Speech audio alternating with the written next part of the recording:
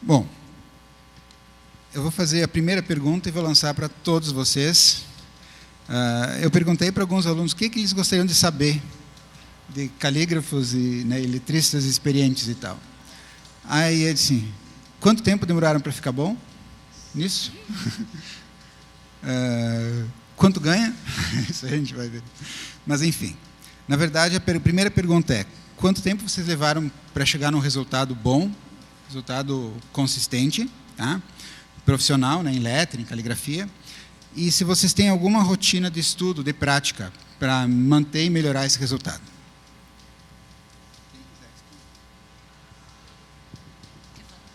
Começa?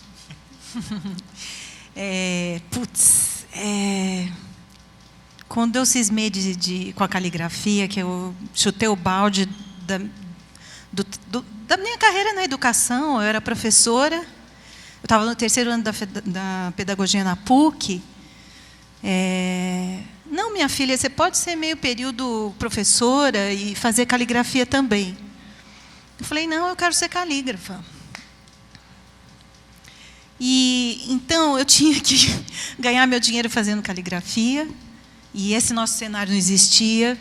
Eu comecei com uma mestra antiga aqui em São Paulo, né, como eu sempre conto, e o negócio era fazer convite, preenchimento de certificado. Eu aprendi na raça, eu amadureci na raça, eu fui para produção gráfica, entrei no desktop, fui para design na raça para atender os trabalhos dos clientes.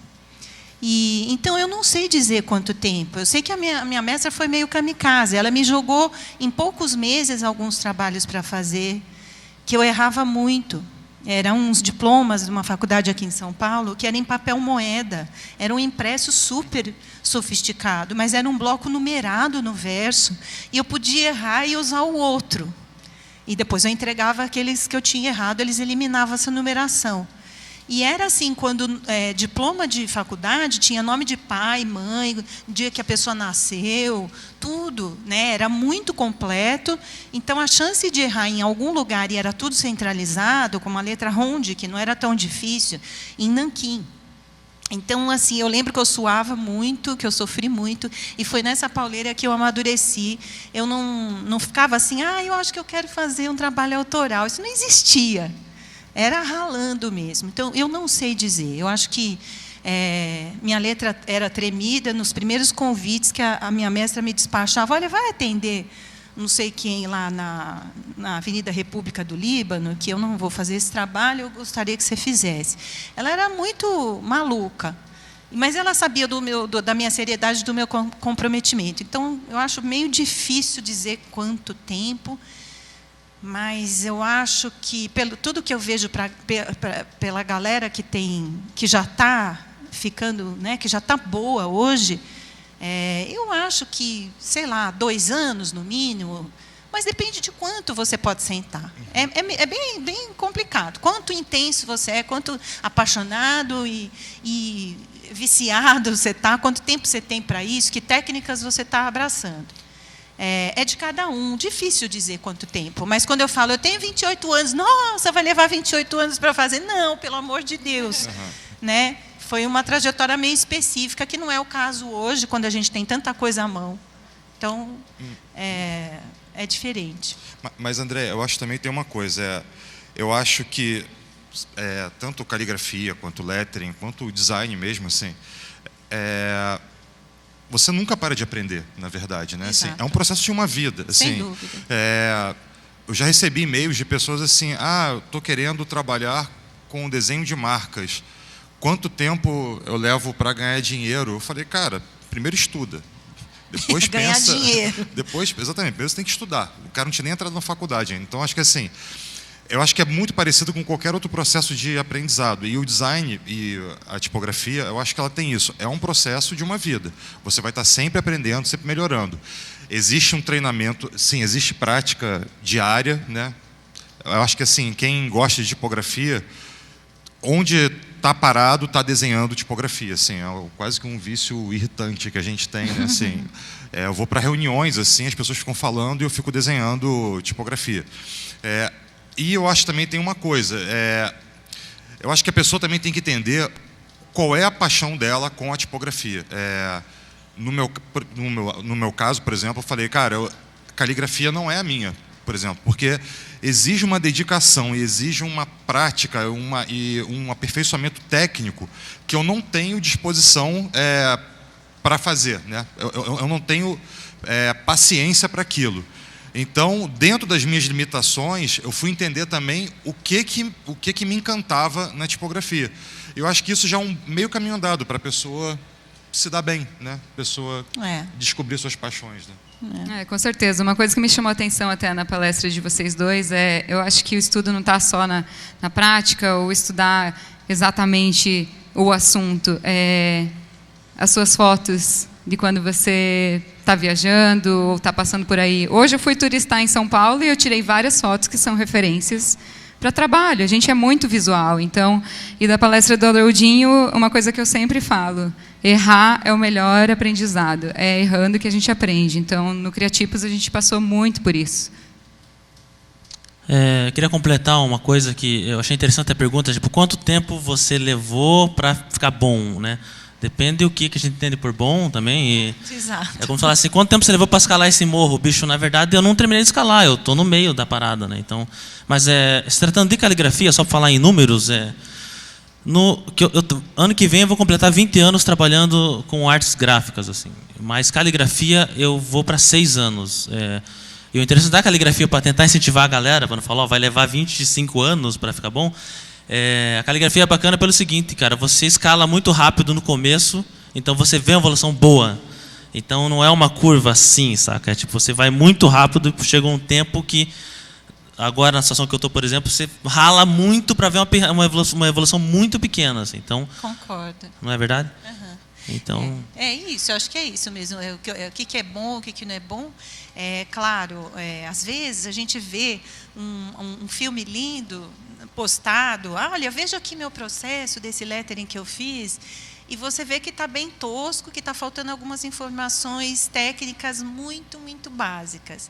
Ele fez um filme lindo, uma foto de chanfro, sabe? Aquela coisa linda que a gente tem sempre hoje, aquele olhar gostoso, legal, com uma luz linda, só que você vai olhar o essencial, você fala, ô filhinho, esse R não está rolando. Não faz isso, não faz isso. Não faz isso comigo. E eu, ultimamente, estou fazendo uma campanha bem forte. Eu queria que todo mundo que está ouvindo, que está a fim de ficar bom na caligrafia, preste atenção nos R's e S's minúsculos, cursivos. Porque talvez uma das coisas que chama mais atenção e que são letras que parecem meio bobinha, mas não são. Ela tem uma colocação que é fácil de ficar troncha mesmo. Mas é ruim mesmo, não é uma coisinha mais ou menos. É bem nada a ver com o resto do andamento da palavra, sabe? Então, assim, né, depende. Eu acho que a sinceridade de você estudar e dar o seu melhor. Não queira 1000 likes, queira o teu like, sabe? Queira o que você está afim mesmo. Agora, só um adendo. Type design, recalibro, é tudo psicopata, né? A gente tem essas coisas assim de, cara, esse R, nossa, nunca fiz um R tão incrível na minha vida. Tem.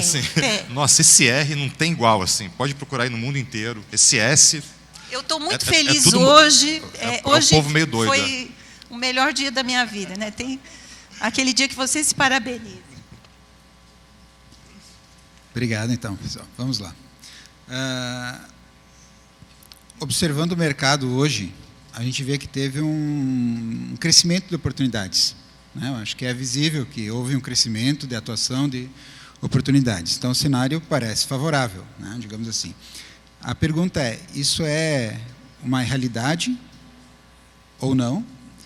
E como está a relação dessas oportunidades, se já tem digamos assim, uma saturação ou não de profissionais atuando? Se é uma realidade ou não que existe essa ampliação de possibilidades e qual a relação, por exemplo, existe alguma relação entre essas oportunidades e uma saturação já de pessoal, de pessoas trabalhando? Se tem oportunidade para outras pessoas? Como é que vocês enxergam o mercado de caligrafia e lettering hoje? Na verdade, eu acho que, assim, para a gente tem surgido muita oportunidade, até eu que sempre trabalhei muito mais com a parte de identidade visual e ilustração, eu acho que é muito abrangente, eu acho que tem espaço para todo mundo e são várias formas que você pode aplicar. Você pode ver até no trabalho do Haroldinho, né? E quantas infinitas possibilidades. Então, eu vejo até pelo meu próprio trabalho, eu não sirvo para caligrafia, eu não tenho paciência para isso. Acho que é coisa de aquariano, hein? E A gente não tem foco. tipografia, eu falo que é coisa de louco, é coisa do Wilson. Então, eu adoro desenhar. Então, desenho de letra, lettering, para mim, é onde eu me encaixo, e eu acho que vocês podem explorar isso de infinitas formas, né? Então, eu acho que tem espaço para todo mundo, está tendo muita procura, principalmente eu percebi por mim, assim, né? Depois do Criatipos, o quanto o meu trabalho foi para o lado de lettering, mas não necessariamente está saturado, né? Eu acho que, sem dúvida, a gente vê que isso está na moda, assim, né? Essa parte de tanto letra quanto caligrafia. Eu acho até que está um pouco acima do que vai ser o normal futuramente, assim. Tipo, acho que estava quase lá, ninguém falava, de repente descobriram, nossa, é a melhor coisa do mundo, então acho que vai dar uma caída uma certa hora e vai voltar, mas não vai voltar o que era antes, vai ficar muito melhor do que era, sem dúvida. Mas realmente é uma moda, todo mundo consegue ver isso e por estar em moda, tem muita oportunidade nesse ponto. Tem cliente grande e mercado para todo mundo, que vai ter o cliente pequeno que quer fazer uma coisa de giz pequena e, né, vai ter um orçamento menor, enfim, para quem está começando pode ser uma boa oportunidade. Então. Eu acho que também tem ciclos, né? Assim, o design como um todo, né? Se você for pegar a década de 70 e 80, tinha um trabalho pesadíssimo de lettering, de tipografia, de caligrafia até. Era muito... Aí depois, veio o computador, né? Assim, as linguagens visuais mudaram. Acho que a gente está num momento assim de retomada das coisas manuais, dos processos manuais, e eu concordo totalmente com o que o Jackson falou. Assim, acho que a gente está meio que num ápice. Eu acho que tende a dar uma baixada depois e dar uma estabelecida. Mas eu acho que é meio isso. A gente viveu um período tecnológico muito forte, onde tudo era resolvido no computador.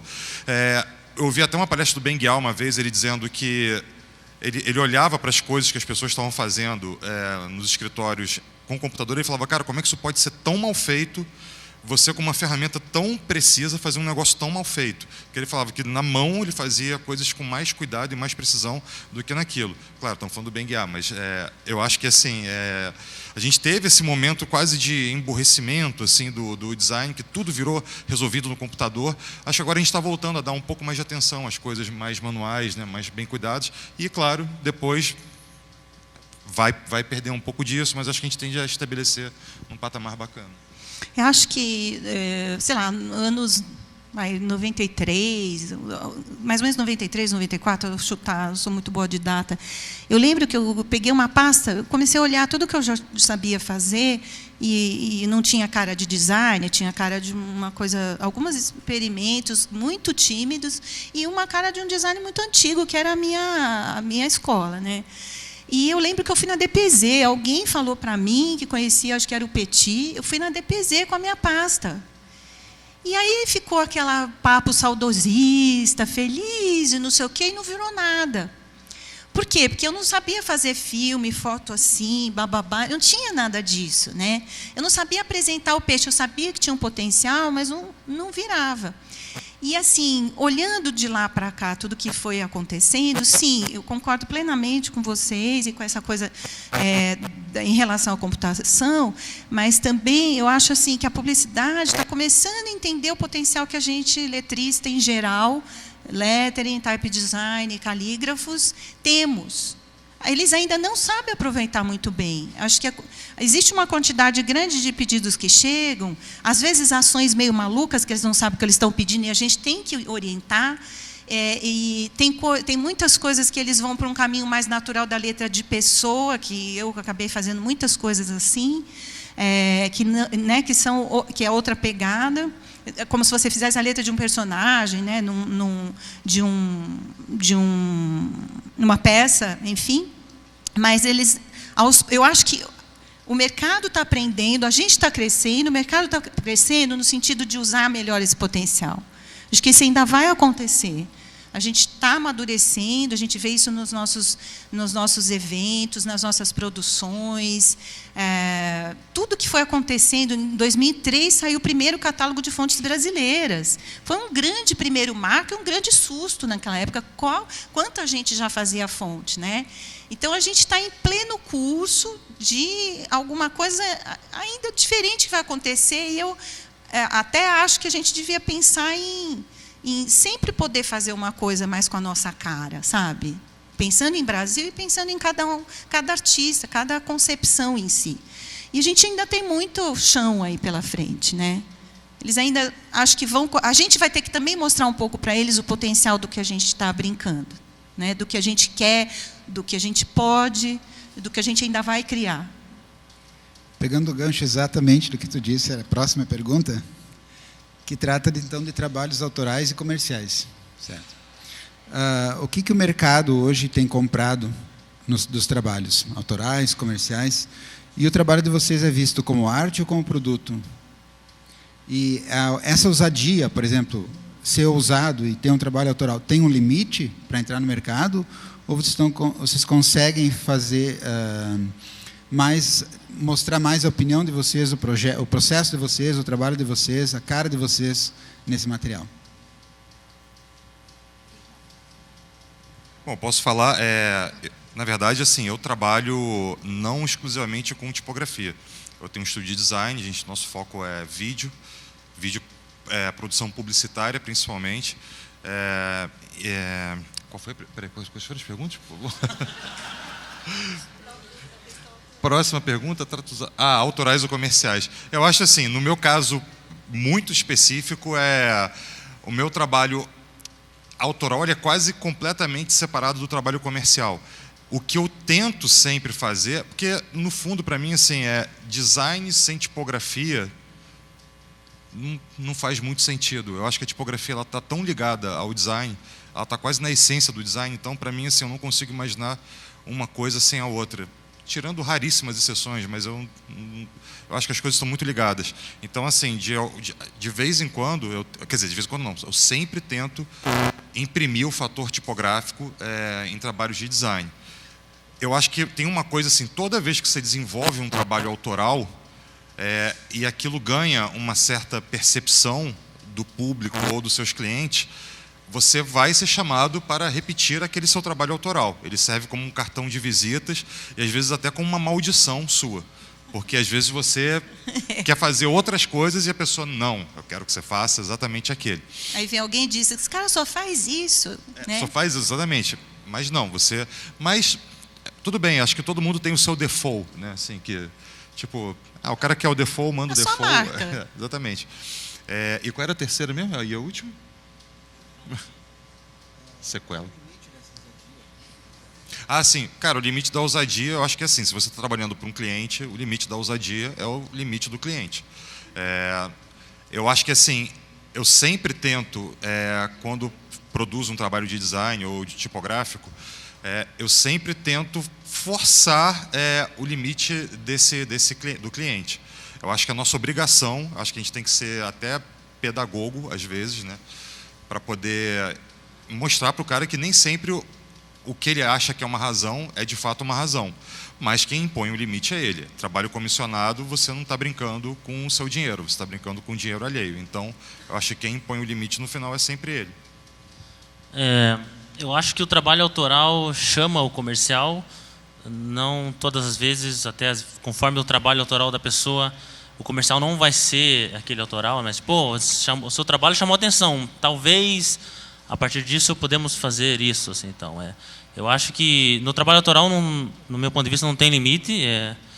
E o bacana do trabalho autoral é justamente isso, não tem limite, você vai limitar onde que você quer, né? Já que no comercial sempre vai ter o cliente, sempre vai ter um monte de coisa que vai parar.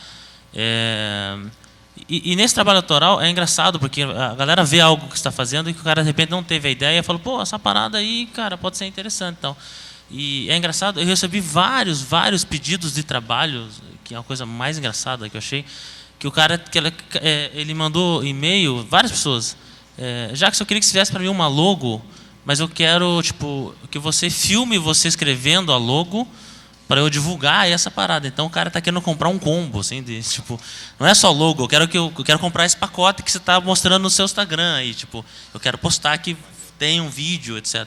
E eu achei mega curioso, assim.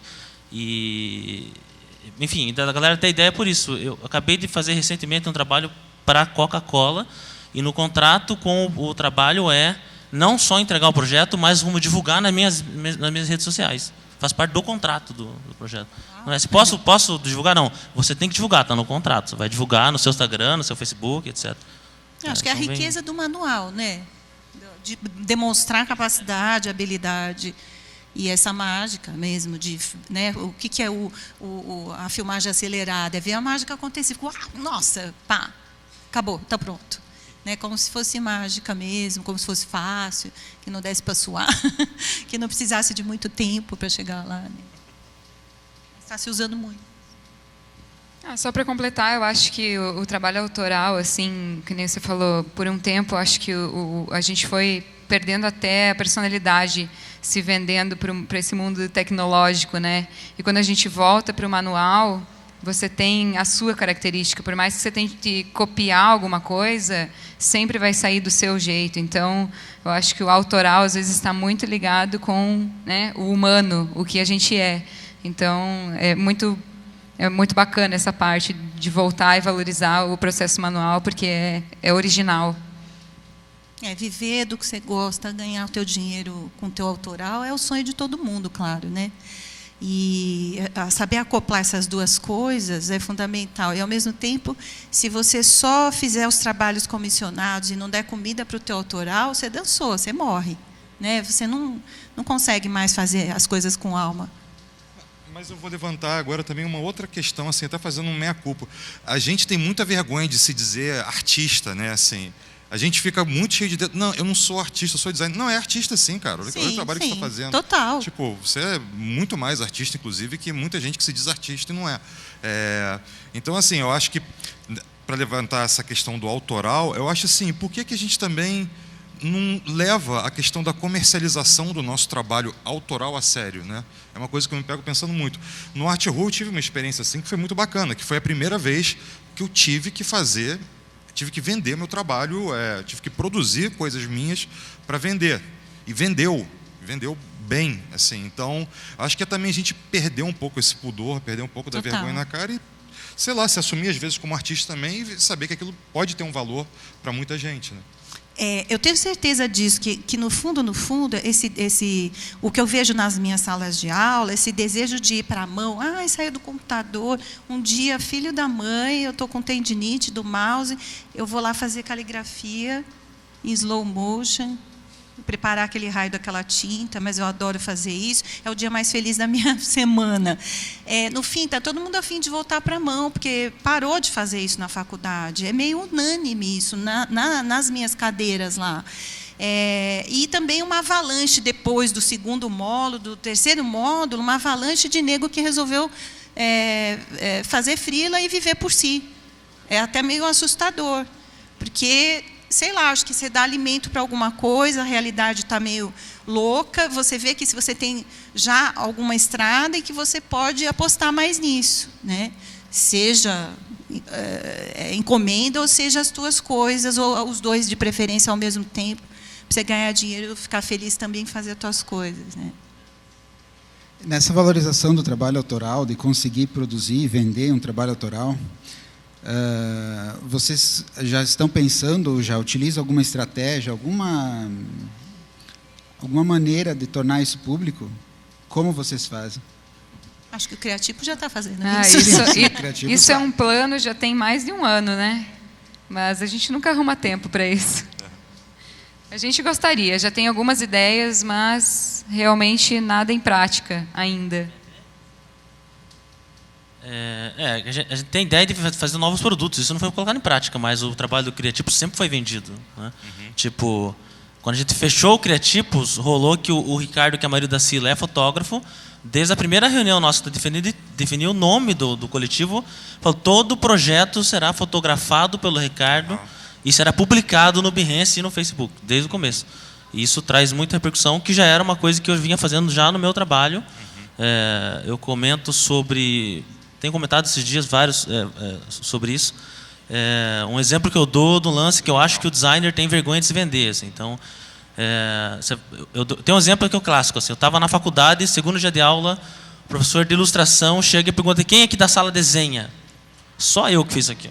Tipo, quase fiquei de pé, eu desenho pra caralho. Sabe? Tipo, e eu não desenho quase nada em comparação a todo o resto da turma que estava lá. Entende? Depois eu conheci os malucos, cara, os caras eram alienígenas de ilustração. Mas ninguém fazia, o cara mal faz assim. Tipo, tem uma vergonha enorme de vender o trabalho. Entende? E eu nunca tive essa vergonha. Então, boa parte do que eu cheguei hoje eu não ter vergonha na cara mesmo. Então, tipo, eu faço a parada. Quem é que faz? Eu faço. Manda pra mim que eu faço. Entende? Depois eu me quebro para saber como é que eu vou fazer, mas eu falo que faço. Acho que eu fiz isso também, mas era no outro universo, num outro tempo, né? Tudo que era letra, na minha cabeça não tinha lettering, fonte, não tinha esses universos assim mais explicados. Era letra, eu fazia. Eu tinha catálogo da letra 7, eu copiava com papel vegetal, inventava. Você faz logo? Faço. Nunca soube o que era logo, o que era uma marca, né, na vida. Então, eu me enfiava. Eu metia as caras e falava: letra, ok, vamos lá. Você ilustra? Às vezes, um pouquinho. Hoje eu não falo, não ilustro. A minha não é essa. Mas é assim que a gente cresce, acho. Sim, dizer que se eu tenho uma estratégia para divulgar um trabalho autoral, não tenho, nunca tive, assim, mas sempre funcionou. Quando eu comecei a fazer zine, quando eu comecei a fazer o design de bolso, a nossa estratégia era distribuir. Com o tempo a gente vai achando quem é esse nosso público. E isso ia acontecendo, as pessoas iam mandando e-mail, e a gente ia cadastrando e mandando de graça as edições seguintes.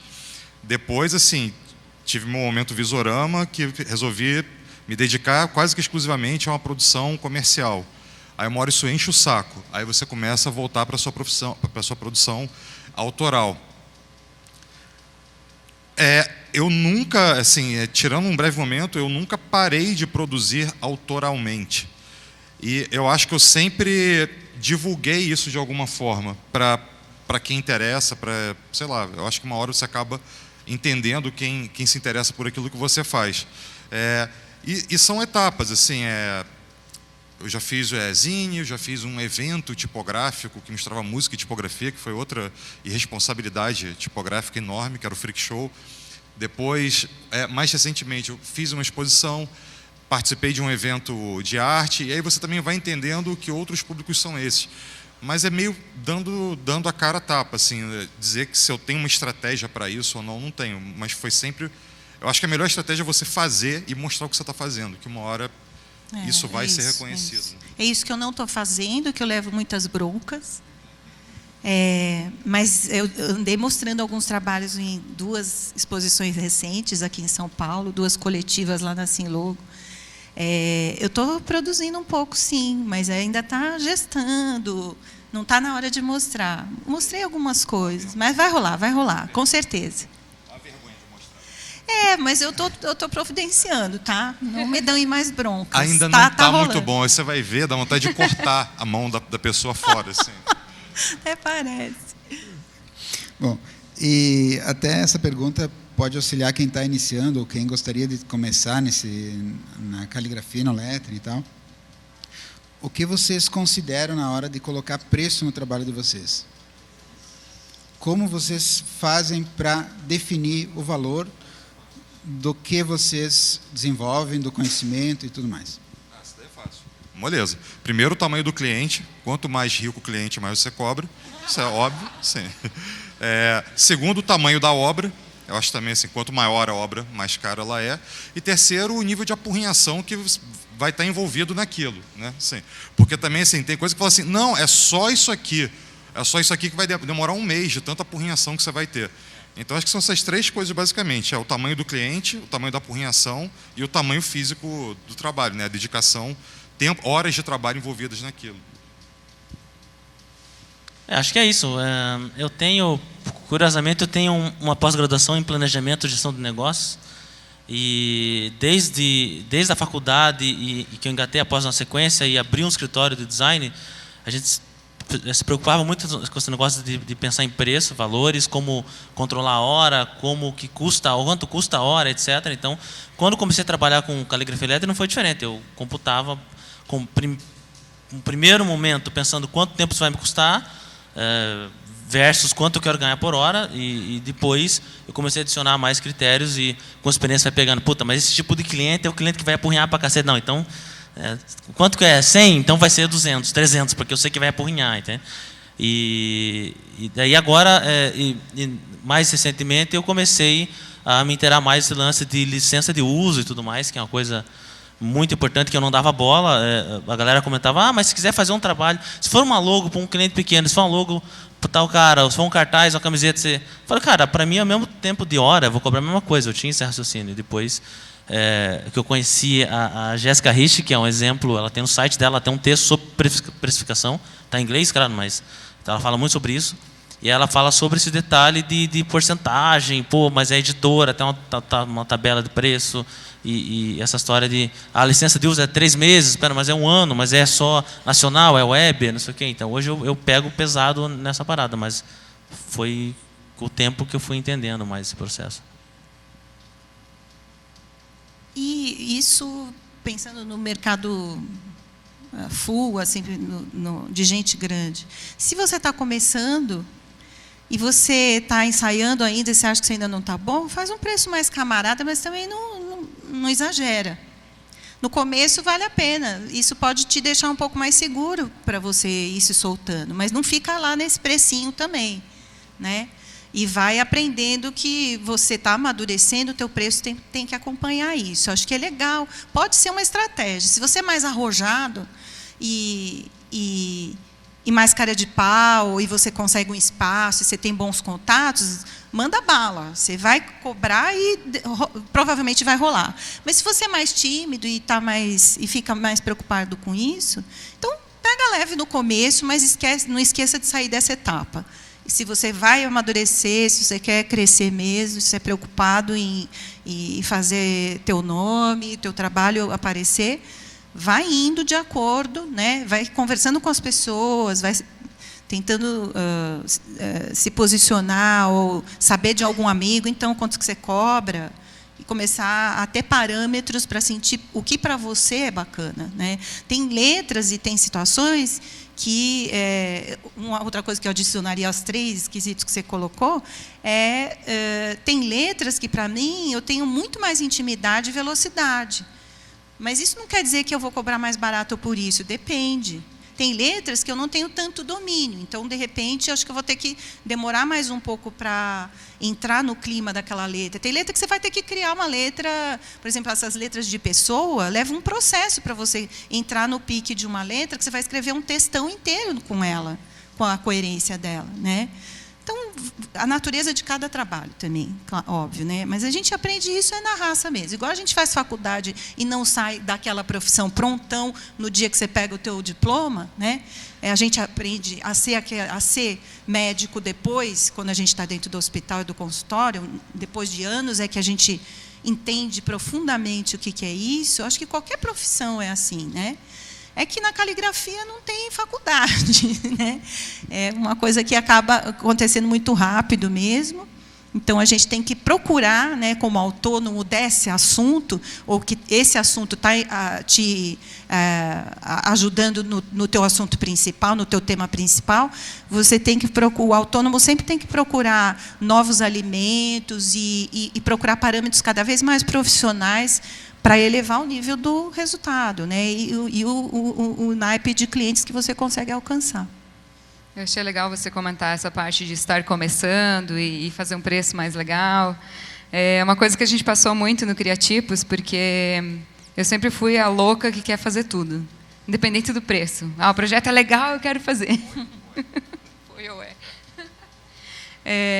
os meninos sempre brigaram muito comigo, eu aprendi muito a cobrar com eles, eu acho que você só aprende passando por essas situações. Mas a gente já discutiu muito isso no Criatipos, né? De querer, muitas vezes eu realmente não ligo para preço. Tipo, eu acho projeto legal, eu quero fazer e dane-se. Só que às vezes você está cavando a própria cova, Porque você está cobrando um preço que não vale, você tem uma experiência maior do que isso, e aí o cliente acostuma mal, porque, pô, mas eu paguei tanto e você fez o trabalho desse, então é possível. Mas eu acho que é isso, tudo é um aprendizado. Você tem que passar por isso para aprender a cobrar e também saber o valor do seu trabalho. Só acrescentando uma coisa, eu acho bacana essa história que a Andréia falou, de quem está começando. Então, de repente, eu vou fazer um preço mais baixo, mas, cara, tem que pensar um detalhe muito importante. Não caia na armadilha de cliente grande querendo trabalho bom a preço baixo, saca? Tipo, uma coisa é fazer para o seu amigo, para um conhecido, para um parente, fazer um preço que vai render portfólio para vocês e que vai ajudar você a crescer. Outra coisa é vir um cliente grande e falar, pô, você está fazendo esse trampo aí, faz as tampas para mim e a troca vai ser a divulgação. Cara, não existe esse negócio de você vai ser pago com divulgação, não existe isso. Eu já recebi proposta, sinceramente, da Leves, falando, Jackson, cria uma estampa e daí a troca, eu não lembro se a verba era muito baixa ou a troca era a divulgação, vamos promover seu nome. Eu falei, cara, aqui para você que eu vou fazer um treco e de graça. Não, mas é Leves, dane-se que é Leves. Vou fazer no meu portfólio um trabalho que eu quero de graça para mim, ou para o meu primo, ou para um amigo meu, tendo que vai dar total liberdade, e não vou fazer isso para vocês, porque vocês vão ganhar uma grana. Né? Ou faz um projeto de caridade, né, que é uma coisa nobre, né? E não para uma marca grande que quer ganhar nas suas costas, saca? Tem uma coisa muito legal nisso que você está falando, que é assim, para te dar divulgação. Não, divulgação você já tem. Inclusive o cara chegou a você porque você tem divulgação. Você não está precisando de divulgação. Depende de onde você está. Às vezes você pode topar fazer sim, né? Porque você ainda quer divulgação e vai ser do caramba você ter aquela marca no seu portfólio. Mas chega uma hora que não, que a gente sente exatamente isso. Esse negócio de cobrar pouco é perigosinho, mas pode ser um conforto dependendo da tua personalidade no começo. É perigoso porque às vezes o cliente ele fala para você com aquela promessa que todo designer conhece, não, mas vai vir trabalho na frente, vai vir coisa na frente. Conversa e o que ele conhecida. quer fazer é um rodízio de iniciantes, entende? Então ele não quer gastar a grana que ele deveria estar gastando, né? Ele quer pedir para você, mas amanhã quando você tiver melhor, ele não vai pedir para você, vai pedir para outro cara que está começando e fica fazendo esse rodízio a vida inteira. Então só para a gente pensar bem nesse detalhe e não cair, mas sei lá. Luz vermelha. Obrigado, foi bem esclarecedor mesmo. Bom, Luiz, vamos abrir para o público as perguntas? Vamos abrir para o público? Então, se alguém tiver pergunta, levante. Desculpa, eu estava respondendo um e-mail. Sim, eu preciso... Cadê mais alguém da equipe? Mais um da equipe. Boa. Posso ficar com o microfone? Perguntas? Levantem a mão, a gente leva. Perguntas. Mãos.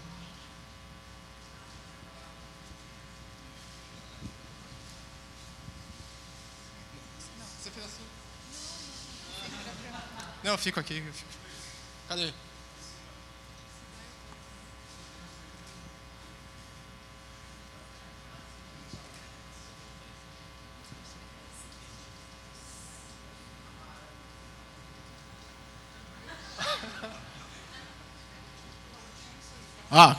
Boa. Qual tinta vocês usaram na parede? Que programa você usa? Essa pergunta é quase, legal que você fez, que programa você usou? Cara, não interessa o programa, interessa o que está feito. Acho que cada um tem suas... a parede, eu gosto de trabalhar com posca e canetão. Assim, eu sou péssimo com pincel e tinta. Já fiz, mas assim, geralmente, quando as coisas que eu fiz de pintura com tinta mesmo foi acrílica. É a mesma coisa, criatipos a gente usa giz, canetão posca, e quando é tinta é acrílica, e tinta de parede mesmo, para pintar a parede de casa, depende se você... às vezes é muito caro você comprar tinta acrílica em lojas de materiais artísticos, né? Vai numa... Eu ia falar uma Balarote da vida, não tem aqui, né? Materiais de construções. Às vezes tem umas paletas mais variadas, então a acrílica à base d'água é a mais prática de trabalhar. Pergunta muito boa. Qual tinta você usa para pintar a parede? Tinta de parede.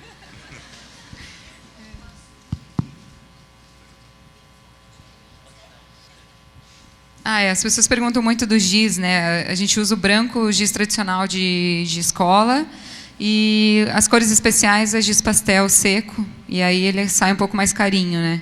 Então, quando não precisa de algum tom especial, pode ser o giz tradicional mesmo. E para tinta, na verdade, eu ia fazer um comentário sobre a tinta que a gente usa para superfície do quadro negro. Muita gente manda e-mail perguntando qual é a tinta, e a gente usa esmalte sintético preto fosco. Na verdade, pode ser outra cor, se você quiser, mas tem que ser o esmalte sintético, que ele não é a base d'água, né? Você tem que usar o água ras. E fosco, mas eu ia falar mais alguma coisa que eu esqueci. Eu queria só aproveitar o que você falou do qual é o... Para madeiras ou metais, não é para parede, não. Esmalte fosco sintético para madeiras ou metais que você passa na parede. Sobre qual software você usa, né? É que tem pergunta que é pertinente, tem pergunta que, saca, tipo... não, mas é justamente por isso, porque, cara, a questão do momento é que caneta você usa, saca? Tipo, que caneta é essa? E a galera tá num nível de preguiça hoje em dia, do meio da internet, que você posta uma foto, um vídeo, e a legenda é o nome da caneta. Ou então o vídeo é o nome da caneta. Você escreve com a caneta o nome da caneta, e os caras... Que caneta é essa, cara? Eu recebo 50 mil perguntas por dia de caneta é essa aí. Às vezes é uma caneta que você fez, artesanal, o cara até... Mas, cara, às vezes está escrito lá, e o cara não tem a vontade de procurar o treco. E que caneta é essa? Então a gente faz uma piada entre... É a caneta calibrada já, né? Boa tarde a todos. Muito legal a mesa. E na questão dos projetos autorais, uma coisa que me perguntam e questionam, e eu acho interessante, porque cada um tem um traço, uma personalidade, uma autenticidade. É a questão da inspiração, da onde que surgem, se é um processo mais caótico, que se fala, tem gente que se tem mistério, não tem, se prefere uma coisa solitária, sozinha. O Haroldinho comentou um pouquinho que ele tirou férias, né, para esse caso. Essa é a primeira pergunta, de onde surgem essas ideias para coisas mais pessoais e não corporativas, comerciais. E a segunda é o que eu tenho visto muita gente, fazendo um gancho no que a Andrea comentou, de pessoas que largam suas carreiras, né, seu trabalho na agência, na empresa, o que for, para viver dos seus projetos autorais, criando suas lojas, seus produtos. E eu vejo muitas pessoas se dando bem com isso, né? Então eu queria ver como é que vocês respondem, se posicionam dessas duas perguntinhas aí. Cara, a inspiração para mim é como eu falei antes, que já vem da palestra deles também, que eu me identifico muito. Foto, registrar tudo que você vê, sabe? Eu adoro viajar, sair um pouco de Curitiba e vir para cá já, tipo, me desperta alguma criatividade. Porque hoje de manhã, em um passeio de 2, 3 horas pelo Vale do Anhangabaú, eu tirei várias fotos de arquitetura, de placas, sinalização antiga, fantasma de sinalização, sabe? Nome de edifício, tipografia está ali. Então, para mim, a nossa inspiração é diária. Seja na rua, seja em casa lendo um livro, seja na internet, que é riquíssimo. Então, acho que é muito mais de dentro para fora do que o contrário. É você se tornar um observador e um colecionador de formas, imagens. Então, eu amo Instagram, porque ali é o meu acervo de imagens. Eu adoro, tipo, rever tudo que está ali. E, às vezes, surge uma ideia de um trabalho. Eu acho que é isso, assim, é um processo insano e infinito. Quanto mais você estuda, melhor você se torna. Quanto mais você estuda, mais inspiração você tem. Quanto mais você estuda, melhor designer você vai ser, melhor tipógrafo, melhor type designer, o que quer que seja. Tem muito disso que a Sila falou. Eu fotografo... Sila. Aí, Sila, foi em sua homenagem, você que não está aqui. Foi muito isso que a Cris falou. Eu adoro fotografar. Cara, eu fiz uma viagem para o México agora que eu quase surtei, assim, porque era tosqueira tipográfica na sua maior essência. Assim, era muita pintura de parede, tudo muito assim, feito, sei lá como. Mas eu vejo uma beleza nisso. E eu coleciono essas coisas. E tem também, claro, os seus ídolos pessoais, né? Assim, as pessoas que você sempre gostou, você sempre curtiu. Eu sou apaixonado pelo Ed Fella, sou apaixonado pelo Benguiat, Neville Broad, enfim, uma infinidade de artistas que me inspiraram ao longo da vida. E as boas e velhas referências, né, que você coleciona hoje em dia com o Pinterest e Instagram, que são muito boas também.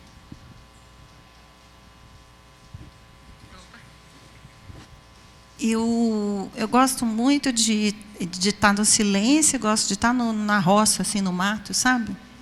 Sair do motor aqui, do nosso motor São Paulo.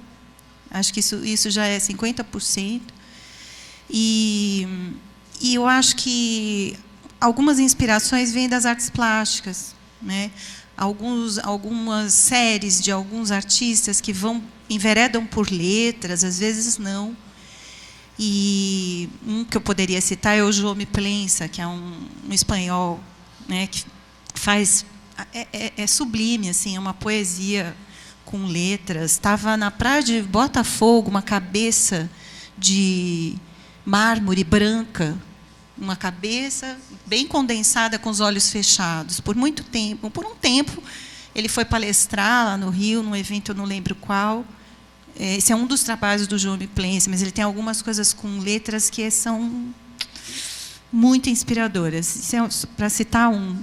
Então, o que eu estou fazendo é me dar um espaço dessa coisa autoral que eu nunca tive tempo de fazer, e da comida mesmo. E tenho um caderno de bordo, onde eu coleciono as coisas. Eu acho que a gente está com o olho aberto todo dia. Acho que artista não se aposenta, porque você está com o olho vivo, se encantando pelas coisas em qualquer lugar que você vai, né? E é legal você ter um caderno de bordo em forma de Instagram ou uma cadernetinha.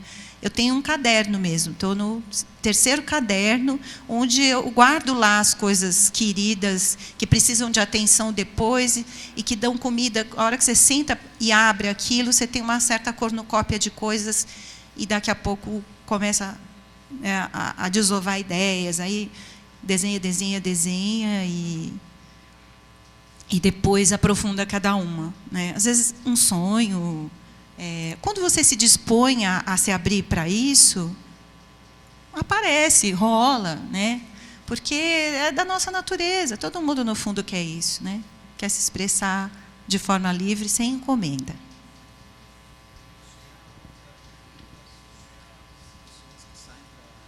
Ah, sim. Só complementando, você falou, realmente, assim, você ter o seu caderninho de anotações, isso é fundamental. Porque eu acho que muito, assim, aquilo que eu falo, você pratica. Uma hora a inspiração vem, assim, de tanto você treinar. E eu acho também o legal de você ter os cadernos é que você pode, de tempos em tempos, dar uma olhada para trás no que você produziu e falar, olha, aqui tem uma coisa interessante que naquela época passou despercebido e que, assim, pô, aqui tem uma ideia boa aqui. Então, acho que é fundamental, realmente, você ter... Cara, tem um caderno para rabiscar bobagem, mas tenha, assim, melhor do que não ter.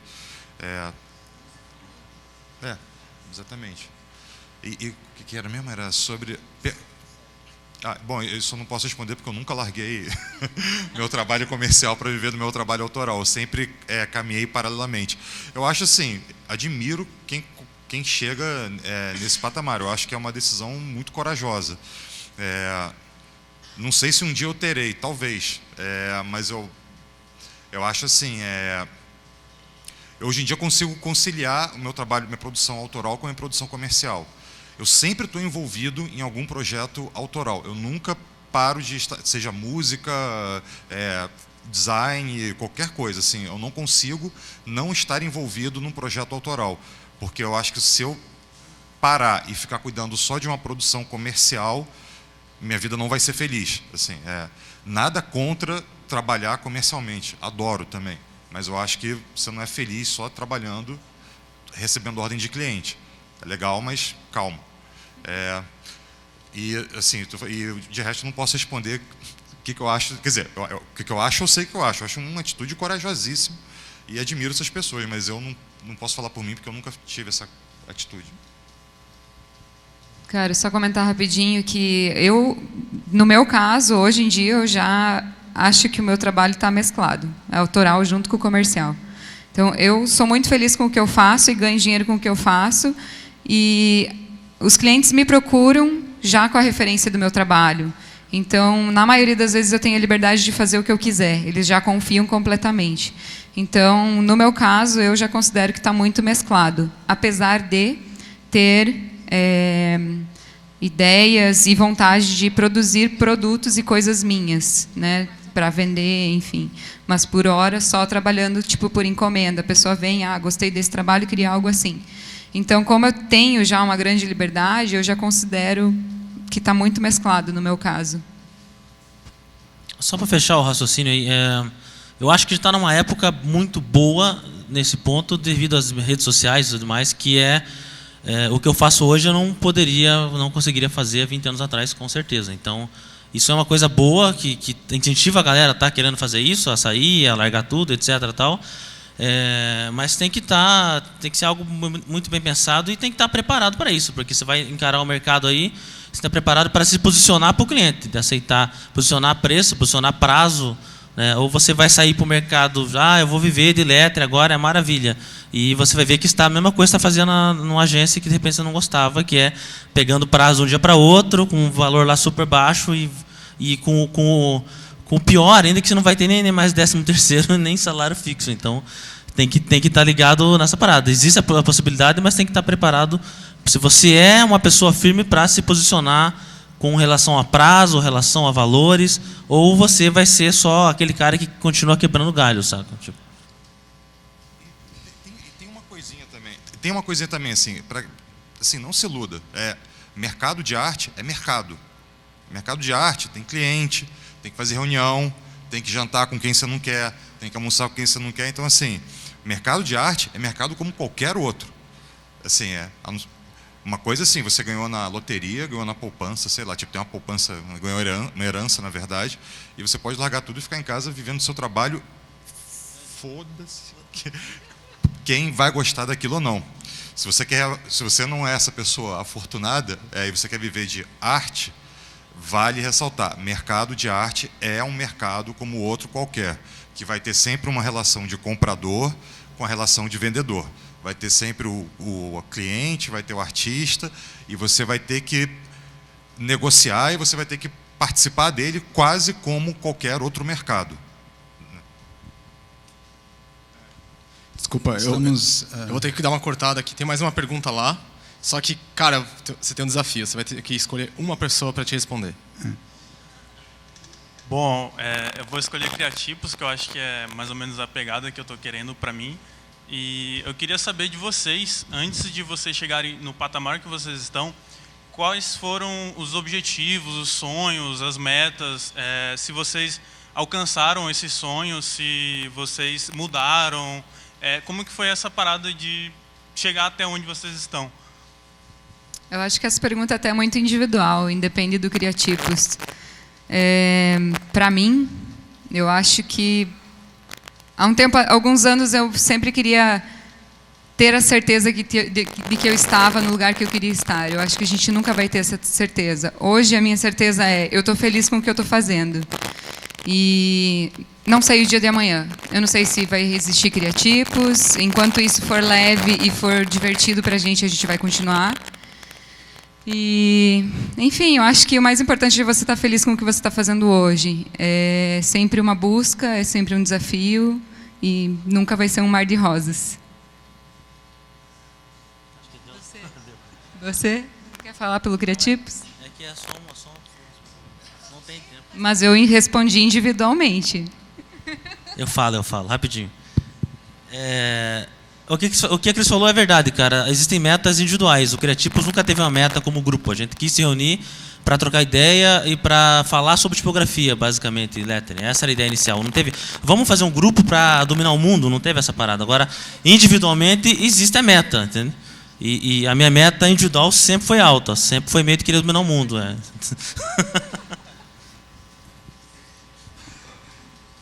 Bom, então, uma salva de palmas para todos. Obrigado.